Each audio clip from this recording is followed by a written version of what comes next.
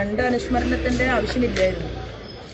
കാരണം കഴിഞ്ഞ എത്രയോ വർഷങ്ങളായിട്ട് ഞങ്ങൾ ഭാരതീയ ജനതാ പാർട്ടിയുടെ നേതൃത്വത്തിൽ വ്യക്തമായിട്ടുള്ള ബന്ധമുള്ള ഒരു കുടുംബമാണ് ആദരണീയനായിട്ടുള്ള ഈ കൃഷ്ണൻ എഴുത്തച്ഛൻ്റെ കുടുംബം എന്ന് പറയുന്നത്. ഏകീകൃത സിവിൽ കോഡ് എന്ന് പറയുന്ന ഇന്ത്യയുടെ പ്രധാനമന്ത്രി കൊണ്ടുവന്ന ഏറ്റവും വലിയ ഒരു വിഷയം, അത് നെന്മാറയിൽ നിന്ന് MLA ആയിരിക്കുന്ന സമയത്ത് അദ്ദേഹത്തിന്റെ നിയമസഭാ പ്രസംഗങ്ങളിൽ ഉപയോഗിച്ച ഞങ്ങളുടെ പല ചിന്തകളിലും പ്രവൃത്തികളിലും അദ്ദേഹത്തിന്റെ വാചകങ്ങളും അദ്ദേഹത്തിന്റെ പ്രവൃത്തിയും ഞങ്ങൾക്ക് ഉപയോഗപ്പെടുത്താൻ സാധിച്ച, എന്നാൽ ഭാരതീയ ജനതാ പാർട്ടി എന്ന് പറയുന്ന പ്രസ്ഥാനത്തിനകത്തേക്ക് കുടുംബം തന്നെ കടന്നു വന്നിട്ട് വർഷങ്ങളായി എന്നുള്ളത് അറിവിൽ നിൽക്കെയാണ് ഇവിടുത്തെ കോൺഗ്രസിന്റെ നേതൃത്വം ഇത്തരത്തിലുള്ള ഒരു ചർച്ചയ്ക്ക് ഇതിനെ വിധേയമാക്കിയത്. ഇപ്പോ കേരളത്തിന്റെ മുൻ മുഖ്യമന്ത്രി ശ്രീമാൻ കരുണാകരൻ, അദ്ദേഹത്തിന്റെ മകൾ പത്മജ അവർ BJPക്ക് അകത്തു ചേർന്നു. അവരുടെ അച്ഛന്റെ സ്മൃതി മണ്ഡപത്തിൽ അവര് പുഷ്പാർച്ചന നടത്തും. അവരുടെ സഹോദരൻ ശ്രീമാൻ മുരളീധരന്റെ കൂടെയുള്ള കോൺഗ്രസുകാരും ശ്രീമാൻ മുരളീധരനും അവിടെ പുഷ്പാർച്ചന നടത്തും. ഞങ്ങൾ ആരും അതൊന്നും വിവാദമാക്കാൻ പോയിട്ടില്ല. ഇവിടെ ഈ നാടിന്റെ ഒരു റോഡ് അദ്ദേഹത്തിന്റെ പേരിൽ, ആ റോഡിന് അദ്ദേഹത്തിന്റെ പേര് പോലും ഇടാൻ താല്പര്യം കാണിക്കാത്ത കോൺഗ്രസുകാർ ഉള്ള ഒരു നാട്ടിലാണ് ഈ വിഷയത്തെ ഇത്ര കണ്ട് ചർച്ച ചെയ്ത് നാശകോശമാക്കിയത്. അതും സുധീരൻ സാർ അതിന് നേതൃത്വം കൊടുത്തു എന്ന് പറയുമ്പോൾ ഞാൻ അതിനെ നോക്കിക്കാണുന്നത്, ഭാവിയിൽ ഇപ്പോ നോട്ടീസ് അടിക്കുമ്പോഴും പോസ്റ്റർ അടിക്കുമ്പോഴും ഒക്കെ സമാസമമായിട്ട് പ്രവർത്തിച്ച കോൺഗ്രസുകാർ ഇടത്തോ വലത്തോ പിറകിലോ നിൽക്കുന്നത് കൊണ്ട് നമുക്ക് പ്രശ്നമില്ല. എന്നാൽ വളരെ വരേണ്യരായിട്ടുള്ള കോൺഗ്രസിന്റെ പല ആളുകളുടെയും മുഖം അത് ഒറ്റ നാണയത്തിന്റെ വലിപ്പത്തിലേക്ക് ആയി തുടങ്ങി എന്നുള്ളത് കൂടി സുധീരൻ സാർ ചിന്തിക്കുകയും മനസ്സിലാക്കുകയും ഒക്കെ ചെയ്താൽ നല്ലതാണ് എന്നാണ് എനിക്ക് അതിനെക്കുറിച്ച് പറയാനുള്ളത്. ഇവിടെ ഞങ്ങൾക്ക് പറയാനുള്ളത്, ഞങ്ങളുടെ ആരാധനായിട്ടുള്ള ശ്രീ സുരേഷ് ഗോപി കേന്ദ്രമന്ത്രി, അദ്ദേഹം ഇവിടെ വരികയും ഇവിടെ ഒരു സ്ഥാപനം നടത്തുകയും ചെയ്തിട്ടും ആരും ഇത് വാർത്തയാക്കിയില്ലല്ലോ. ഒരു കോൺഗ്രസുകാരും അന്ന് രംഗത്ത് വന്നില്ലല്ലോ. അപ്പൊ ഇപ്പോ ഇത്തരത്തിൽ ഒരു വിവാദത്തിന് തിരികൊളുത്തുന്നതും നേതൃത്വം കൊടുക്കുന്നതും ഇന്ത്യൻ നാഷണൽ കോൺഗ്രസിലെ ചില വ്യക്തികളാണ് എന്ന് മാത്രമേ എനിക്ക് അതിനെക്കുറിച്ച് പറയാനുള്ളൂ. ഞങ്ങൾക്ക് പറയാനുള്ളത്, കഴിഞ്ഞ എത്രയോ വർഷങ്ങളായി കോൺഗ്രസിലെ അതിപ്രഗത്ഭന്മാരായിട്ടുള്ള കെങ്കേമന്മാരായിട്ടുള്ള പല നേതാക്കന്മാരും നമ്മുടെ ഭാരതത്തിൽ കാശ്മീർ മുതൽ ഇങ്ങ് കേരളം വരെ ഭാരതീയ ജനതാ പാർട്ടിയുടെ കൊടി പിടിച്ചു കഴിഞ്ഞു. അത് വ്യാപകമായി രാജ്യത്ത് നടന്നുകൊണ്ടിരിക്കുന്ന ഒരു മാറ്റമാണ്. അതിൽ ചിലരൊക്കെ മുഖ്യമന്ത്രിയായി, ചിലര് കേന്ദ്രമന്ത്രിമാരായിട്ടുണ്ട്. അപ്പൊ ആ ഒരു മാറ്റത്തെ കണ്ടില്ലെന്ന് നടിച്ചുകൊണ്ട് നിങ്ങൾ നിങ്ങളുടെ പാരമ്പര്യത്തെ കാത്തുസൂക്ഷിക്കുക, നിങ്ങളുടെ നേതാക്കന്മാരെ നെഞ്ചേറ്റുക. അങ്ങനെ നിങ്ങൾ പ്രവർത്തിക്കുകയാണ് ചെയ്യുകയാണ് എങ്കിൽ അത് മറ്റുള്ളവർക്ക് ബോധ്യപ്പെട്ടാൽ തീർച്ചയായിട്ടും ഇതുപോലെയുള്ള സാഹചര്യങ്ങൾ നാട്ടിലുണ്ടാവില്ല. എന്തായാലും വളരെ അറിവും പ്രാപ്തിയും കഴിവുമുള്ള സ്വർഗീയനായിട്ടുള്ള കൃഷ്ണൻ എഴുത്തച്ഛന്റെ മകൻ ഞങ്ങളുടെ ഒപ്പം ചേർന്നു എന്ന് പറയുന്നത് അദ്ദേഹത്തിന്റെ ജനാധിപത്യ ബോധവും അദ്ദേഹത്തിന്റെ യഥാർത്ഥ കോൺഗ്രസ് എന്താണ് എന്നുള്ള മനസ്സിലാക്കലും ആ കുടുംബത്തിന്റെ ഉള്ളത് കൊണ്ടാണ് എന്ന് മാത്രമേ എനിക്കതിനെക്കുറിച്ച് പറയാൻ. അനിൽ ആന്റണി വന്നു, പത്മജ വന്നു, അങ്ങനെ ഒത്തിരി കോൺഗ്രസ് നേതാക്കൾ BJPയിലേക്ക് വന്നു. അപ്പോ ഈ കഴിഞ്ഞ ദിവസം ഈ KPCC പ്രസിഡന്റ് സ്ഥാനമാറ്റത്തെ തുടർന്ന് ഇന്ന് നടക്കേണ്ടിയിരുന്ന യോഗത്തിൽ പോലും K. സുധാകരൻ പങ്കെടുത്തിട്ടില്ല. അപ്പോൾ വേണമെങ്കിൽ K. സുധാകരൻ നാളുകളിൽ BJPയിലേക്ക് വരാം. അല്ല, ഞങ്ങളെ സംബന്ധിച്ച് ഞങ്ങൾ പറഞ്ഞിട്ടുള്ളത് അനുഭവമാണ് പറഞ്ഞത്. ശ്രീമാൻ അനിൽ ആന്റണി ഭാരതീയ ജനതാ പാർട്ടിയിലേക്ക് വന്നു എന്ന് പറയുമ്പോൾ രാജ്യം ചർച്ച ചെയ്യപ്പെട്ട എത്രയോ വലിയ പദവികളിലിരുന്ന ആന്റണിയുടെ മകന് ഭാരതീയ ജനതാ പാർട്ടിയുടെ കൊടി പിടിക്കാൻ സാധിച്ചു. കേരളത്തിന്റെ ഒരു കാലത്ത് ഇന്ത്യൻ നാഷണൽ കോൺഗ്രസിന്റെ ചാണക്യൻ എന്ന് വിശേഷിപ്പിക്കപ്പെട്ടിരുന്ന ശ്രീമാൻ കരുണാകരന്റെ മകൾ ശ്രീമതി പത്മജ ഞങ്ങളുടെ പാർട്ടിക്കകത്തേക്ക് വന്നു. ഞങ്ങളെ സംബന്ധിച്ച് കോൺഗ്രസിലെ അനിഷേധ്യരായിട്ടുള്ള പല നേതാക്കന്മാരും, അത് വലിയ രീതിയിൽ പ്രവർത്തിക്കുന്നവരാവട്ടെ ചെറിയ രീതിയിൽ പ്രവർത്തിക്കുന്നവരാവട്ടെ, ഭാരതീയ ജനതാ പാർട്ടിയിലേക്ക് വന്നുകൊണ്ടേയിരിക്കുകയാണ്. അത് ആര് എപ്പോ വരുന്നു എന്നതിനെക്കുറിച്ച് നമ്മളിപ്പോൾ മുൻകൂട്ടി പറയേണ്ട ഒരാവശ്യവുമില്ല. എന്തായാലും പരിപാടിയിൽ പോയിട്ടില്ല എന്നുള്ളത് അത് തീർച്ചയായിട്ടും കേരളം ചർച്ച ചെയ്യപ്പെടും എന്നുള്ള കാര്യത്തിൽ തർക്കമില്ല. ഇപ്പൊ നേരത്തെ പത്മജ വന്നപ്പോൾ BJPയിലേക്ക് വന്നപ്പോൾ പറഞ്ഞിരുന്നു ഇനിയും ഒരുപാട് ആളുകൾ പുറകെ വരാൻ കോൺഗ്രസിൽ നിന്ന് വരാനിരിക്കുന്നുണ്ട് എന്നുള്ളത്. അങ്ങനെ ഏതെങ്കിലും തരത്തിലുള്ള ചർച്ചകൾ പിന്നെ നടന്നിരുന്നോ? ഈ ഒരു ഘട്ടത്തിൽ അത്തരത്തിലുള്ള വരവിന് സാധ്യതകൾ കൂടുതലായിട്ടുണ്ടോ? അല്ല, ഇപ്പോ ഭാരതീയ ജനതാ പാർട്ടിയുടെ പുതിയ പ്രസിഡന്റ് വന്നതിന് ശേഷം എത്രയോ ആളുകളുമായിട്ട് അദ്ദേഹം കാണുന്നുണ്ട്. അദ്ദേഹത്തെ വ്യക്തിപരമായിട്ട് കാണാൻ ആളുകൾ വരുന്നുണ്ട്. അപ്പോ വളരെ നല്ല സന്തോഷമുള്ള വസ്തുതകൾ തന്നെയാണ് ഭാവിയിലും സംഭവിക്കാൻ പോകുന്നത് എന്നുള്ള കാര്യത്തിൽ തർക്കമില്ല. കോൺഗ്രസിൽ നിന്ന് അല്ലല്ല, എല്ലാ പാർട്ടികളിൽ നിന്നും. കാരണം ഇവിടെ ഒരു ഉദാഹരണം ഞാൻ പറയാം. ഞാൻ മത്സരിച്ച ആലപ്പുഴയിലെ കണ്ടല്ലൂർ ഭരിച്ചത് കോൺഗ്രസ് ആയിരുന്നു. ആ കണ്ടല്ലൂർ പഞ്ചായത്തിലെ കോൺഗ്രസിലെ ബഹുഭൂരിപക്ഷം വരുന്ന വോട്ടും താമര ചിഹ്നത്തിലേക്ക് വന്ന് BJP അവിടെ 1ാം സ്ഥാനത്തായി. അതുപോലെ തന്നെ ഇടതുപക്ഷം ഭരിച്ചിരുന്ന വിവിധങ്ങളായിട്ടുള്ള സ്ഥലങ്ങൾ, ചെട്ടിക്കുളങ്ങര, ദേവികുളങ്ങര തുടങ്ങിയിട്ടുള്ള പ്രദേശങ്ങളിലെല്ലാം അരിവാൾ ചുറ്റിക നക്ഷത്രത്തിൽ വോട്ട് ചെയ്തിരുന്നവർ മൊത്തമായിട്ട് താമരയിൽ വോട്ട് ചെയ്തു എന്ന് പറഞ്ഞാൽ അതിനർത്ഥം എന്താണ്? ഇത് അവിടെ മാത്രമല്ല, തൃശ്ശൂരിൽ എന്താ സംഭവിച്ചത്? ശ്രീമാൻ സുരേഷ് ഗോപിയോടൊപ്പം കോൺഗ്രസിൽ നിൽക്കുന്ന മുഴുവൻ ആളുകളുടെയും വോട്ട് താമരയിൽ, മാർക്സിസ്റ്റ് പാർട്ടിയിൽ നിൽക്കുന്ന മുഴുവൻ ആളുകളുടെയും വോട്ട് ചില പ്രദേശങ്ങളിൽ താമരയിൽ. ഇത് കണ്ണൂരിലെ പിണറായി വിജയന്റെ പാറപ്പുറത്തും വോട്ട് ഞങ്ങളുടെ ഡബിളും ത്രിബിളും ഒക്കെ ബൂത്തുകളിൽ ആവുന്നുണ്ട് എന്ന് പറയുമ്പോൾ പ്രത്യയശാസ്ത്ര പ്രതിബദ്ധത എന്നുള്ളത് രണ്ട് പാർട്ടികളിൽ നിന്നും, നിങ്ങൾ ഏതെങ്കിലും ഒരു നിയോജക മണ്ഡലത്തിൽ കോൺഗ്രസിന്റെ വളർച്ചയൊന്ന് പരിശോധിക്കുക, മാർക്സിസ്റ്റ് പാർട്ടിയുടെ വളർച്ചയും പരിശോധിക്കുക, BJPയുടെ വളർച്ച പരിശോധിക്കുക. അപ്പൊ ഭാരതീയ ജനതാ പാർട്ടി മാത്രം എന്തുകൊണ്ട് കേരളത്തിൽ വളരുന്ന രാഷ്ട്രീയ പാർട്ടിയായിട്ട് മാറുന്നു? കാരണം ജനങ്ങൾക്ക് ആത്മവിശ്വാസമുണ്ട്. ഇപ്പൊ തന്നെ യുദ്ധത്തെക്കുറിച്ച് നമ്മൾ ചർച്ച ചെയ്യുകയാണ്. നമ്മളെല്ലാവരും സമാധാനത്തോടുകൂടി നമ്മുടെ നാട് മുന്നോട്ട് പോകണം എന്ന് ആഗ്രഹിച്ച സമയത്ത് എത്ര നിരുത്തരവാദപരമായിട്ടുള്ള സ്റ്റേറ്റ്മെന്റ് ആണ് ഇവിടെ രണ്ട് പാർട്ടികളുടെയും അവരുടെ മനസ്സിൽ നിന്ന് വന്നത്. AICCയുടെ റിപ്പോർട്ട് അവർക്ക് തിരുത്തേണ്ടി വന്നു. ഖാർഗെയും അതുപോലെ തന്നെ KC വേണുഗോപാലും ഒക്കെ ഒരുമിച്ച് ആലോചിച്ച് കൊടുത്ത പത്രക്കുറിപ്പ് തിരുത്തി പറയേണ്ടി വന്നു. കാരണം കാശ്മീരിലെ ഒമർ അബ്ദുള്ളയെ പോലുള്ള ആളുകൾക്ക് എതിർപ്പ് പ്രകടിപ്പിക്കേണ്ടി വന്നു എന്നുള്ളതാണ്. മാർക്സിസ്റ്റ് പാർട്ടിയുടെ MA ബേബിക്ക് 370 വകുപ്പ് എടുത്തു കളഞ്ഞതുകൊണ്ടാണ് യുദ്ധമുണ്ടായത് എന്ന് പോലും പറയേണ്ട ആത്മാർത്ഥതയില്ലാത്ത, ദേശസ്നേഹമില്ലാത്ത കമന്റുകൾ പുറത്തു പറയേണ്ട ഒരു സാഹചര്യമുണ്ടായി. അതിനെയെല്ലാം അതിജീവിച്ചുകൊണ്ട് രാജ്യം അരോഗ ദൃഢഗാത്രമായിട്ട് മുന്നോട്ട് പോവുകയാണ്. ആ രാജ്യത്തിന്റെ മുന്നേറ്റത്തിൽ ആകൃഷ്ടരായിക്കൊണ്ട് വലിയ വ്യാപകമായിട്ടുള്ള മാറ്റം വരാൻ പോകുന്ന നാളുകളിൽ BJPക്ക് അനുകൂലമായിട്ട് ഉണ്ടാകും. BJP എന്ന് പറയുന്നത് ഞങ്ങളുടെ രാഷ്ട്രീയ പ്രവർത്തനം നടത്തും. എന്നാൽ BJPക്കാർ സാധാരണക്കാരായ ജോലിക്കാരെ പോലെ, സേവകരെ പോലെ രാജ്യഭരണകൂടത്തിന്റെ പ്രവർത്തനങ്ങൾ ആളുകളിലേക്ക് എത്തിക്കണം എന്ന് പറഞ്ഞിട്ടുണ്ട്. ആ ജോലി ഞങ്ങൾ ചെയ്യും. സുധാകരൻ BJPയിലേക്ക് വന്നാൽ സ്വീകരിക്കും? അല്ല, തീർച്ചയായിട്ടും ഈ ചോദ്യത്തിന് ഉത്തരം പറഞ്ഞ് ഇന്നത്തെ വാർത്ത വഴിതിരിച്ചു വിടണമെന്ന് ഒരു ചിന്തയുണ്ട് എന്ന് എനിക്കറിയാം. ഈ ചോദ്യത്തിന്റെ ഉത്തരം നമുക്ക് വേറൊരു ദിവസം പറയാം. ഇവിടെ സ്വർഗീയനായിട്ടുള്ള കൃഷ്ണൻ എഴുത്തച്ഛനെ കുറിച്ച് സ്മരിച്ചുകൊണ്ടാണ് ഞാൻ നിൽക്കുന്നത്. വീണ്ടും നമുക്ക് ആ വിഷയം ചർച്ച ചെയ്യാം. 2015 BJPയുടെ ജില്ലാ പഞ്ചായത്തിലേക്ക് BJP സ്ഥാനാർത്ഥിയായിട്ട് മത്സരിച്ചിട്ടുണ്ട്. ശോഭ ചേച്ചിയെ ക്ഷണിക്കുന്നു. ഈ വേദിയിൽ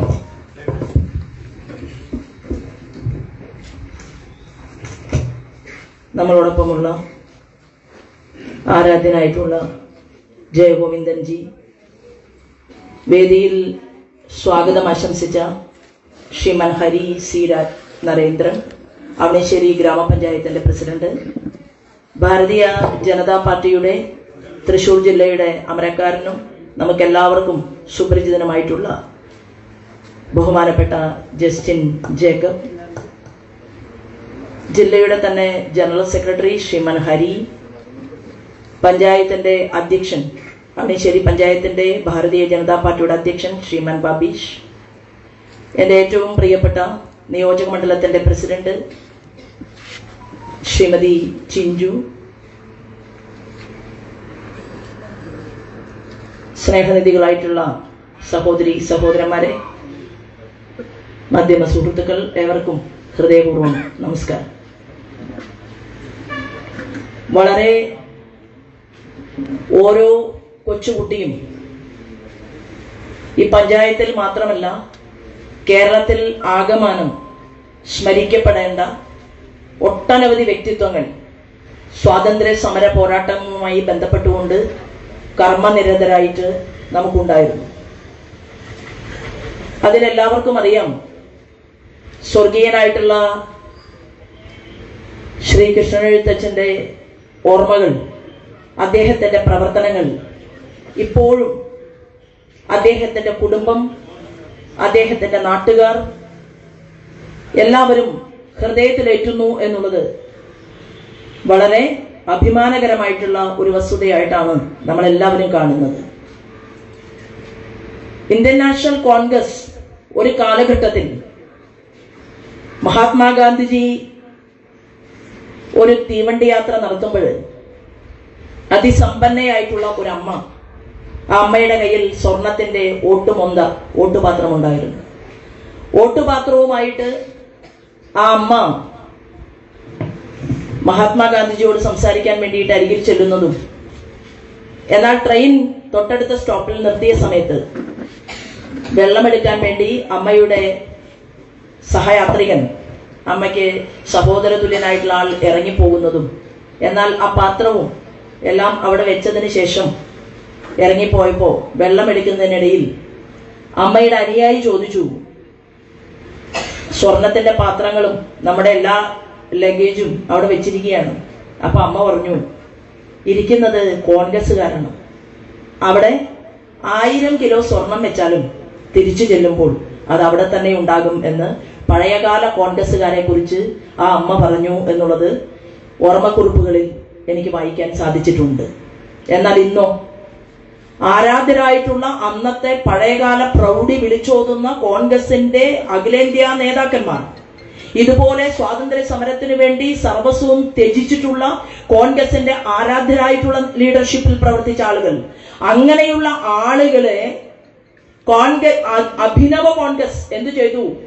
ഇന്ത്യൻ നാഷണൽ കോൺഗ്രസിന് വേണ്ടി ഒട്ടനവധി കാലം പ്രവർത്തിച്ച സർദാർ വല്ലഭായ് പട്ടേലിനെ, കോൺഗ്രസിന്റെ ഉരുക്കു മനുഷ്യനെ, അദ്ദേഹത്തിന് സുപ്രധാനമായ പദവി കൊടുക്കാതിരിക്കാൻ വേണ്ടി മഹാത്മാഗാന്ധിയുമായിട്ട് നീണ്ട മണിക്കൂറുകൾ ചർച്ച ചെയ്തത് ജവഹർലാൽ നെഹ്റുവാണ്. അങ്ങനെ ജവഹർലാൽ നെഹ്റുവിന് സർദാർ വല്ലഭായ് പട്ടേൽ എന്ന് പറയുന്ന ഇന്ത്യയുടെ ഉരുക്കു മനുഷ്യൻ അവകാശപ്പെട്ടതെല്ലാം ജവഹർലാൽ നെഹ്റു കുടുംബാധിപത്യത്തിലൂടെ നേടിയെടുത്ത ഒരു സാഹചര്യം നമ്മുടെ മുന്നിൽ ചരിത്രത്തിന്റെ ബാക്കി പത്രമായിട്ട് നിലകൊള്ളുകയാണ്. അത് കഴിഞ്ഞു സീതാറാം കേസരി എന്ന് പറയുന്ന ഇന്ത്യൻ നാഷണൽ കോൺഗ്രസിന്റെ പ്രസിഡന്റിനെ ഒരു കാരണവുമില്ലാതെ ശക്തമായി പ്രവർത്തിക്കുന്ന കഴിവുകൾ തെളിയിച്ച സീതാറാം കേസരിയെ സോണിയ ഗാന്ധി എന്ന് പോലും പറയാൻ പറ്റില്ല, ഗണ്ഡി ഫാമിലിയാണ്, പക്ഷെ അത് ഗാന്ധി എന്നാക്കി സൗകര്യപൂർവ്വം അവർ മാറ്റി. നമ്മളും വിളിച്ച് അത് ഗാന്ധി കുടുംബമായി എന്ന് മാത്രമേ ഉള്ളൂ. ഇന്ത്യയിലെ മനുഷ്യർ അവര് വിളിച്ച് അത് ഗാന്ധി കുടുംബമായി. ആ സോണിയയ്ക്ക് ഇന്ത്യൻ നാഷണൽ കോൺഗ്രസിന്റെ പ്രസിഡന്റ് ആകാൻ വേണ്ടി സീതാറാം കേസരിയെ കുറെ കോൺഗ്രസുകാർ ഒരുമിച്ച് ചേർന്നുകൊണ്ട് പൊക്കിയെടുത്തിട്ടാണ് ഹാളിന്റെ പുറത്തേക്ക് കൊണ്ടുവന്ന് അവിടെ ഉപേക്ഷിച്ചത്. ആ പാരമ്പര്യമാണ് കോൺഗ്രസിനുള്ളത്. അതിനുശേഷം ഇന്ന് നമ്മളെ കേരളത്തിൽ കാണുന്ന ഇപ്പൊ സുധീരൻ സാർ വളരെയേറെ ഭാരതീയ ജനതാ പാർട്ടിക്കെതിരായിട്ട് സംസാരിക്കുകയുണ്ടായി. എന്നാൽ സുധീരൻ സാറിന് അറിയാമല്ലോ, സോണിയ മാഡത്തിന്റെ കൂടെ സാരി വാങ്ങാൻ പോകാനും, പ്രിയങ്ക ഗാന്ധി ഇടത്തോട്ട് തിരിയുമ്പോൾ ഇടത്തോട്ട് തിരിയാനും, വലത്തോട്ട് തിരിയുമ്പോൾ വലത്തോട്ട് തിരിയാനും, ഈ മകൻ മരമണ്ടനെ രാഹുൽ ഗാന്ധിയെ മര്യാദയ്ക്ക് ഉള്ള ബുദ്ധി വെച്ച് വഴി നടത്തിക്കാൻ സമ്മതിക്കാതിരിക്കാനും ഒക്കെ പരിശ്രമിച്ച കെ.സി. വേണുഗോപാലിന് എന്തുകൊണ്ട് ഇത്രയും വലിയ ഉന്നത പദവി അവിടെ കൊടുത്തു? എന്താ കൊടുക്കാൻ കാരണം? ആ കുടുംബത്തിലെ ഗ്ലാസ് കഴുകുന്ന, അടുക്കളയിലെ ഗ്ലാസ് കഴുകുന്ന സ്ഥലം മുതൽ സോണിയ മാഡത്തിന്റെ മാർക്കറ്റിലെ ചന്തയിലെ സാധന സാമഗ്രികൾ വാങ്ങാൻ പോകുന്നത് ഉൾപ്പെടെ വയനാട് മത്സരിക്കാൻ വരുമ്പോ പ്രിയങ്ക ഗാന്ധിക്ക് അത്യാവശ്യം കാര്യങ്ങളൊക്കെ പറഞ്ഞു കൊടുക്കുന്നത് ഉൾപ്പെടെ എല്ലാം ചെയ്യുന്ന ആൾ ആരാണ്? കെ.സി. വേണുഗോപാലാണ്. അതുകൊണ്ടാണ് കെ.സി. വേണുഗോപാലിന് ഉന്നതമായിട്ടുള്ള പദവി കോൺഗ്രസ് കൊടുത്തത്. അല്ലാതെ ആനപ്പുറത്തിരുന്ന തഴമ്പുണ്ട് എന്ന് പറഞ്ഞുകൊണ്ട് കെ.സി. വേണുഗോപാൽ ഉന്നതനായപ്പോ എന്തേ സുധീരൻ സാറിനെ ആക്കാതിരുന്നത്? മദ്യവിരുദ്ധ പ്രക്ഷോഭത്തിന് നേതൃത്വം കൊടുത്ത വി.എം. സുധീരൻ, കേരളത്തിൽ രാഷ്ട്രീയത്തിന് അതീതമായി പോലും ആളുകൾക്ക് ബഹുമാനമുണ്ടായിരുന്ന വി.എം. സുധീരനെ വയസ്സനായിട്ടാണോ ഇപ്പോ അടിച്ചുകൂട്ടി ഒരു മൂലക്കിരുത്തിയിട്ടുള്ളത് കോൺഗ്രസുകാർ? അത് ബി.ജെ.പി ആണോ അതിന്റെ കുറ്റം? അല്ല. കുടുംബാധിപത്യ വ്യവസ്ഥിതിയിലേക്ക് ഇന്ത്യൻ നാഷണൽ കോൺഗ്രസ് ദേശീയ തലത്തിൽ തകർന്നുപോയി. അങ്ങനെ തകർന്നു പോയത് കൊണ്ടാണ് ഒരു കോൺഗ്രസുകാരൻ വന്ന് ഞങ്ങളുടെ മുഖ്യമന്ത്രിയായി. കേരളത്തിലെ 2 കോൺഗ്രസിന്റെ വലിയ നേതാക്കന്മാർ, ആന്റണിയെ പോലെ ഇന്ത്യ ചർച്ച ചെയ്ത ആന്റണിയുടെ മകൻ അനിൽ ആന്റണി ഭാരതീയ ജനതാ പാർട്ടിക്കാരനായി. കേരളത്തിലെ ചാണക്യൻ എന്ന് വിശേഷിപ്പിച്ചിരുന്ന കോൺഗ്രസിലെ ചാണക്യൻ എന്ന് വിശേഷിപ്പിച്ചിരുന്ന കരുണാകരന്റെ മകൾ ശ്രീമതി പത്മജ ഭാരതീയ ജനതാ പാർട്ടിയായി. ഇത് ഞങ്ങളുടെ കുഴപ്പം കൊണ്ടല്ല, നിങ്ങളുടെ കുടുംബത്തെ, നിങ്ങളുടെ പാരമ്പര്യത്തെ നിങ്ങൾ തമസ്കരിക്കുന്നത് കൊണ്ടാണ് കഴിവും പ്രാപ്തിയുമുള്ള ആളുകൾ ഭാരതീയ ജനതാ പാർട്ടിയുടെ പാളയത്തിലേക്ക് കടന്നു വന്ന് ശ്രീമാൻ നരേന്ദ്രമോദി ഈ രാജ്യത്തിന്റെ നായകനാണ്, ലോകത്തിന്റെ നായകനാണ് എന്ന് പറയുന്ന അവസ്ഥയിലേക്ക് വന്നിട്ടുള്ളത്. അങ്ങാടിയിൽ തോറ്റതിനോട് അമ്മയുടെ നെഞ്ചത്ത് കയറിയിട്ട് കാര്യമുണ്ടോ സുധീരൻ സാറേ? ഇല്ലല്ലോ. നിങ്ങളുടെ പാർട്ടി അങ്ങനെ ആയിപ്പോയി. ഇന്ന് കേരളത്തിൽ വിവിധങ്ങളായിട്ടുള്ള പ്രദേശങ്ങളിൽ, ഞാൻ ആലപ്പുഴ മത്സരിച്ച ആളാണ്. ആലപ്പുഴ മത്സരിച്ചപ്പോ ഇവിടെ ഞങ്ങൾക്ക് ഗ്രാമപഞ്ചായത്തിന്റെ പ്രസിഡന്റ് ഉണ്ട്. ഗ്രാമപഞ്ചായത്തിന്റെ പ്രസിഡന്റ് ഉണ്ടെങ്കിൽ ഗ്രാമപഞ്ചായത്ത് പ്രസിഡന്റിന്റെ തലയിൽ കൈവച്ച് അനുഗ്രഹിക്കാൻ വേണ്ടിയിട്ട് ഞങ്ങൾക്ക് ഞങ്ങളുടെ ജയഗോവിന്ദേട്ടനെ ഈ പാർട്ടിയുടെ കാരണവരായിട്ട് തലയിൽ കൈവച്ച് അനുഗ്രഹിക്കാൻ കിട്ടിയിട്ടുണ്ടെങ്കിൽ ആ കൃഷ്ണനെഴുത്തച്ഛന്റെ ആരാധനായിട്ടുള്ള സ്വർഗീയനായ കൃഷ്ണനെഴുത്തച്ഛന്റെ പാരമ്പര്യത്തെ തന്റെ സിരകളിൽ ഒഴുക്കിയിട്ടുള്ള ഒരു മകനെ ഞങ്ങളുടെ പ്രത്യയശാസ്ത്രത്തിന് കിട്ടിയിട്ടുണ്ടെങ്കിൽ അത് ഇന്നലെ കിട്ടിയതല്ല. 2015 മുതൽ ഈ കുടുംബവുമായി ഇഴചേർന്ന് ഞങ്ങൾ പ്രവർത്തിക്കുകയും ഞങ്ങൾ ജീവിക്കുകയും ഞങ്ങളുടെ ചേട്ടനായിട്ടോ ഗുരുതുല്യനായിട്ടോ അച്ഛന്റെ സ്ഥാനത്തോ വെച്ചുകൊണ്ട് ഞങ്ങൾ ജയഗോവിന്ദേട്ടൻ ആരാധിക്കുകയാണ്. അപ്പൊ അതുകൊണ്ടാണ് ഞങ്ങൾക്ക് ഞങ്ങളുടെ പ്രസ്ഥാനത്തിനകത്തേക്ക് ആളുകൾ കടന്നു വരുന്നത്. നാളെ ആരൊക്കെ വരാനിരിക്കുന്നു? ഞാൻ പറഞ്ഞില്ലേ, പത്മജ വന്നപ്പോ പത്രക്കാരനോട് ചോദിച്ചു, എന്താ ഇനി മുരളീധരൻ ഇങ്ങനെ ഒരു സ്റ്റേറ്റ്മെന്റ് പറഞ്ഞിട്ടുണ്ടല്ലോ, ശ്രീമാൻ കെ മുരളീധരൻ എന്ന് പറഞ്ഞു. അപ്പൊ ഞാൻ പറഞ്ഞു, ഇനി മുരളിയേട്ട എന്ന് വിളിക്കേണ്ട സാഹചര്യം ഉണ്ടാകുമോ എന്ന് ഞങ്ങൾക്കറിയില്ല എന്നാണ് ഞാൻ അന്ന് ആലപ്പുഴയിലെ മാധ്യമ സുഹൃത്തുക്കളോട് പറഞ്ഞത്. ഇപ്പൊ എന്താ സ്ഥിതി? യുദ്ധം നടക്കുകയാണ്. യുദ്ധം ഏതാണ്ട് നമ്മളുണ്ടാക്കിയ യുദ്ധമല്ല, പാകിസ്ഥാൻ എന്ന് പറയുന്ന അഹങ്കാരി രാഷ്ട്രം അവരുണ്ടാക്കിയ യുദ്ധമാണ്. 1971 ശ്രീമതി ഇന്ദിര നടത്തിയ യുദ്ധം. ആ യുദ്ധം വിജയിക്കാൻ വേണ്ടി പ്രതിപക്ഷത്തിന്റെ ലീഡറായിരുന്ന, പ്രഗത്ഭനായിരുന്ന, ആരാധനായിട്ടുള്ള അടൽ ബിഹാരി വാജ്പേയി ശ്രീമതി ഇന്ദിരാഗാന്ധിയുടെ പിറകിൽ നിന്നുകൊണ്ട് അവർക്ക് ചൈതന്യം പകർന്നുകൊണ്ട്, അവർക്ക് ഉണർവ് പകർന്നുകൊണ്ട് രാജ്യം ഒറ്റക്കെട്ടായിട്ട് നിൽക്കും, ഞങ്ങൾ എല്ലാവരും നിങ്ങളോടൊപ്പമാണ് എന്നാണ് പറഞ്ഞത്.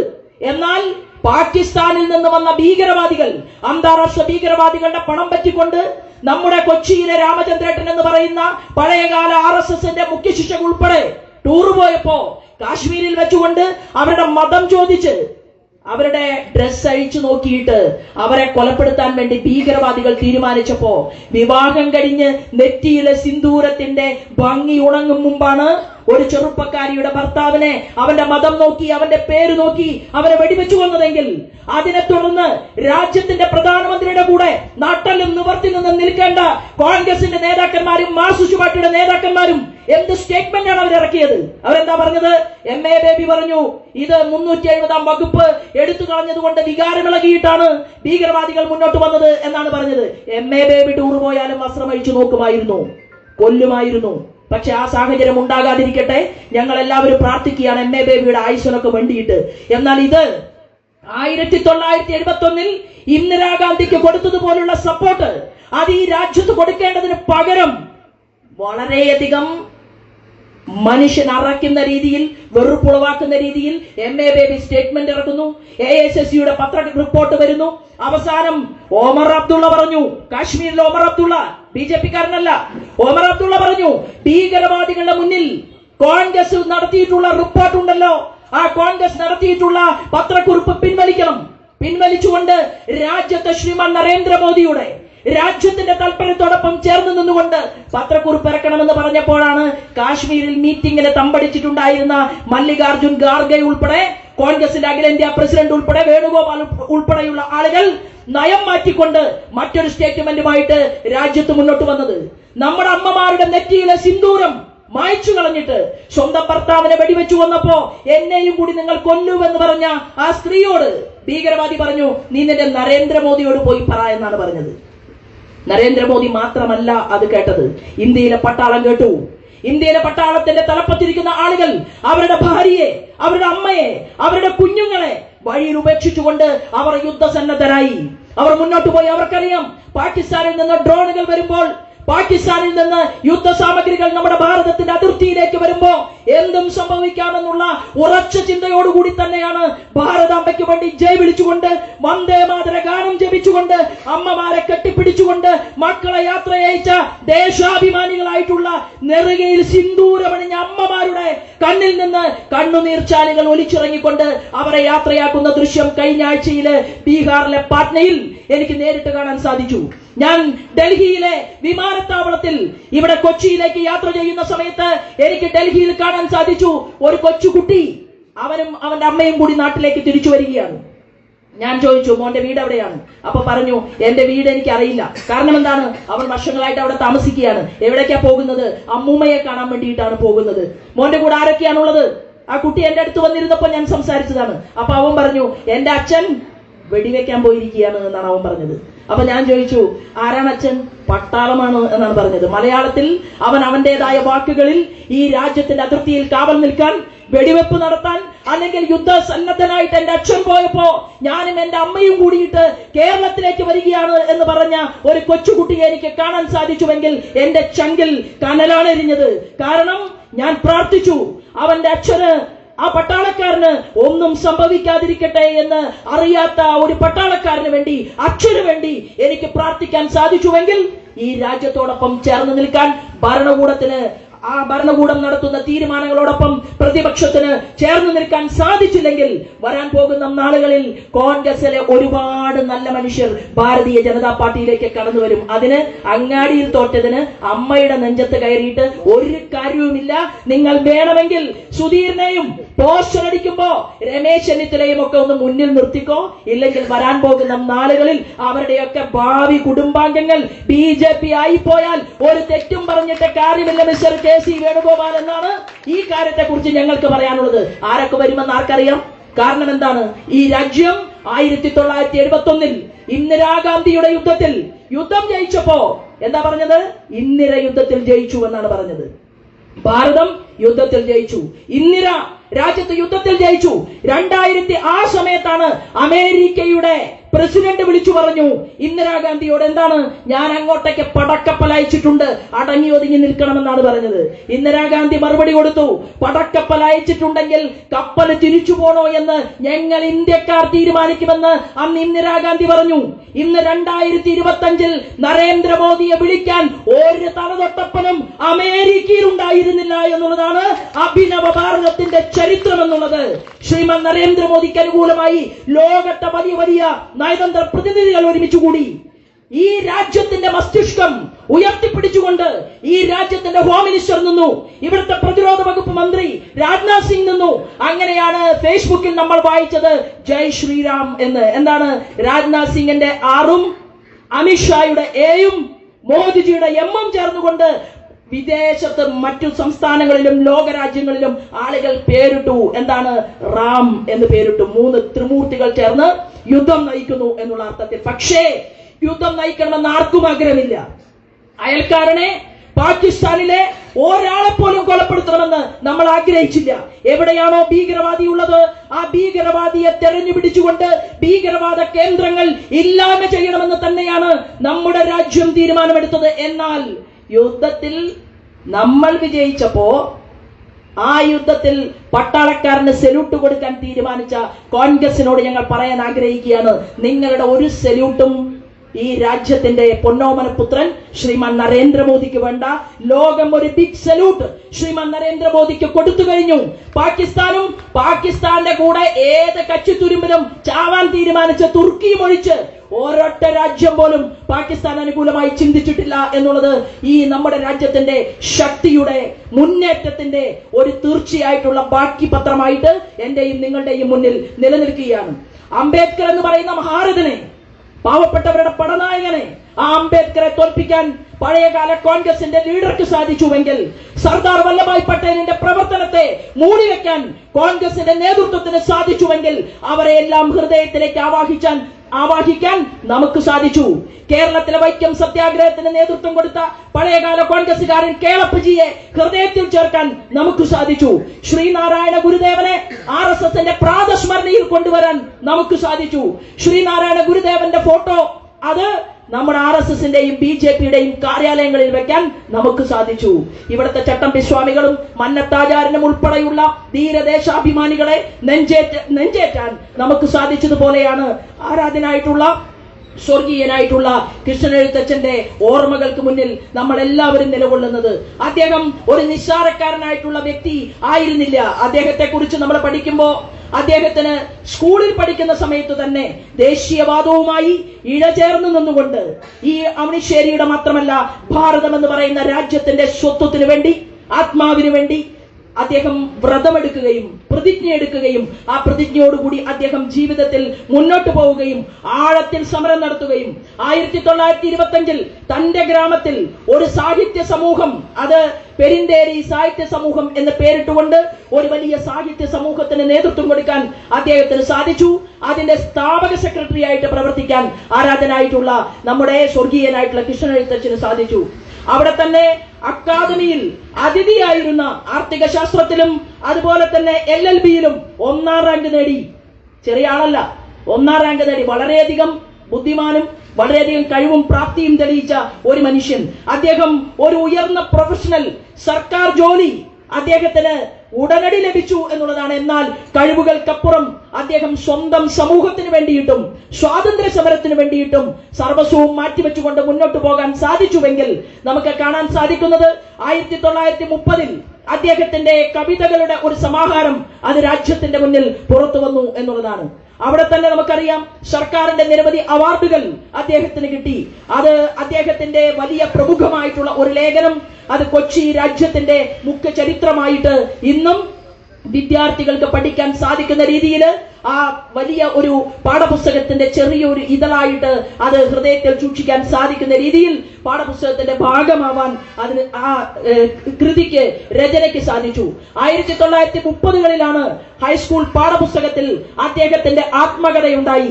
1997 കേരള സാഹിത്യ അക്കാദമിയുടെ അവാർഡ് നേടാൻ അദ്ദേഹത്തിന്റെ ഈ ചിന്തകൾക്കും അതുപോലെ തന്നെ അദ്ദേഹത്തിന്റെ മുഴുവൻ ഈ രാഷ്ട്രത്തിന്റെ ആത്മാവിനോട് ചേർന്ന് നിന്ന പ്രവർത്തനങ്ങൾക്കും സാധിച്ചു എന്നുള്ളതാണ്. കൊച്ചി അഭിവൃദ്ധി എന്നുള്ള രീതിയിൽ, അഭിവൃദ്ധി പദ്ധതി എന്നുള്ള പേരിൽ ഇന്ത്യയുടെ സാമ്പ്രദായിക ത്രികോണം, ഭാഷാന്തരം എന്നീ ലേഖനങ്ങൾ അദ്ദേഹത്തിന്റെ നിയമസഭാ പ്രസംഗങ്ങളും അത് വളരെയേറെ ചാരുതയോടുകൂടിയിട്ട് ഇന്നത്തെ രാഷ്ട്രീയ വിദ്യാർത്ഥികൾക്ക് മുന്നിൽ നിലകൊള്ളുകയാണ്. കൊച്ചിയിൽ തന്നെ അദ്ദേഹത്തെ കുറിച്ച് മുഴുവൻ കൊച്ചി ഒരു വലിയ കിസാൻ പ്രക്ഷോഭം, കർഷക പ്രക്ഷോഭം നയിച്ചു.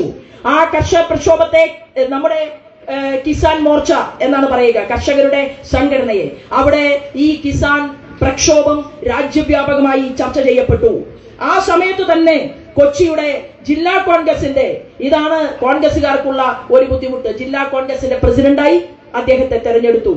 എന്നാൽ തെരഞ്ഞെടുത്ത ഇപ്പോഴത്തെ സ്വർഗീയനായിട്ടുള്ള അദ്ദേഹത്തിന്റെ ഈ സ്മരണയെ ആരാണ് വാർത്തയാക്കിയത്? ഭാരതീയ ജനതാ പാർട്ടിക്കാരല്ല.